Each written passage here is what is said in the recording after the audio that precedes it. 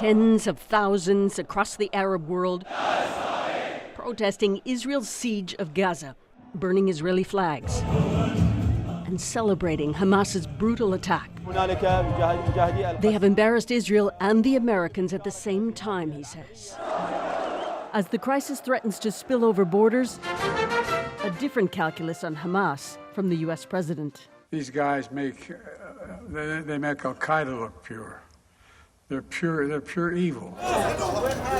He also spoke now of the exploding humanitarian crisis. The overwhelming majority of Palestinians had nothing to do with Hamas and Hamas's appalling attacks, and they're suffering as a result as well. Good to see you.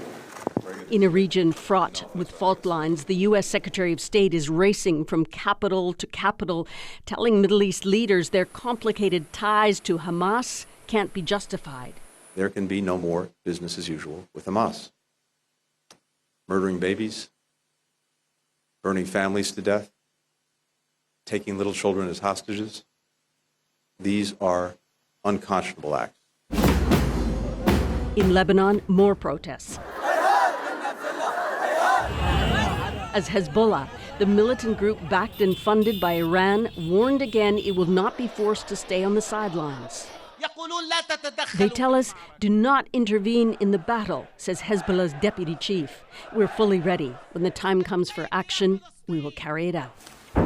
The Israel-Lebanon border is on a hair trigger, with Hezbollah and Israel trading attacks over the so-called Blue Line. A Reuters news cameraman was killed and 6 other journalists injured inside southern Lebanon. Israel's military says it's investigating. The exchange of fire across the Blue Line is very worrying. It must stop. Secretary of State Blinken shuttles to Bahrain, Saudi Arabia, and Egypt this weekend, trying to get ahead of an invasion in Gaza. Susan Ormiston, CBC News, Toronto.